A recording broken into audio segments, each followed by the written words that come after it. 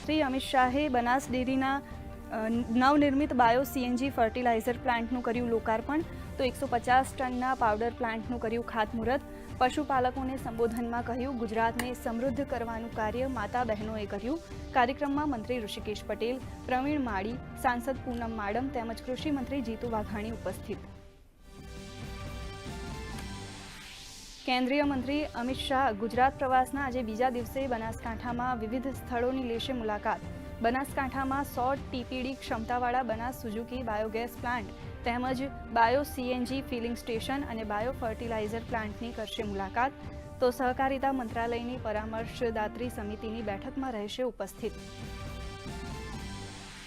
11 દિવસના પરિભ્રમણ બાદ સરદાર એટ 150 રાષ્ટ્રીય એકતા પદયાત્રાની એકતાનગરમાં આજે પૂર્ણાહુતિ.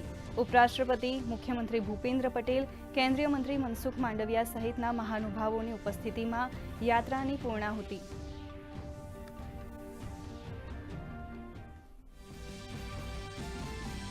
સંવિધાન નિર્માતા બાબા સાહેબ ડોક્ટર ભીમરાવ આંબેડકરની આજે પુણ્યતિથિ.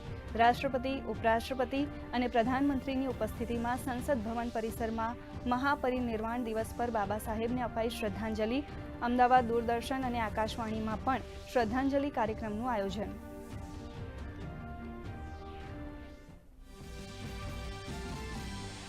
ગુજરાત સહિત અનેક રાજ્યોમાં ઇન્ડિગોની ફ્લાઇટ્સ રદ મામલે નાગરિક ઉડ્ડયન મંત્રી રામમોહન નાયડુનું નિવેદન.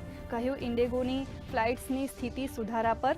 તો ફ્લાઇટ સંકટ વચ્ચે ભારતીય રેલવે દ્વારા આજથી 37 ટ્રેનોમાં 116 વધારાના કોચની વ્યવસ્થા સાથે અન્ય કેટલીક સ્પેશિયલ ટ્રેન ચલાવવાની પણ તૈયારી.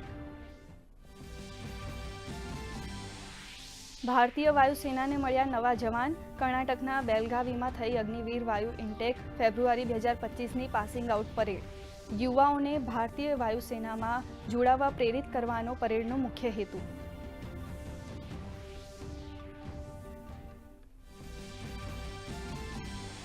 રાજ્યમાં ઉત્તર પૂર્વના પવનો ફૂંકાતા ઠંડીનો ચમકારો. નલિયામાં આજે નોંધાયું સૌથી ઓછું 12.6 ડિગ્રી તાપમાન, તો ડીસામાં નોંધાયું 13.8 ડિગ્રી લઘુત્તમ તાપમાન.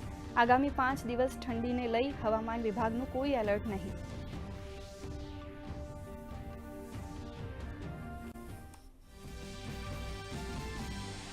ભારત અને દક્ષિણ આફ્રિકા વચ્ચે વિશાખાપટ્ટનમમાં વન ડે સિરીઝની નિર્ણાયક મેચ આજે. ટેસ્ટ સિરીઝ હાર્યા બાદ વન ડે સિરીઝ જીતવા પર ટીમ ઇન્ડિયાની નજર. ભારતે ટોસ જીતી પ્રથમ ફિલ્ડિંગની કરી પસંદગી.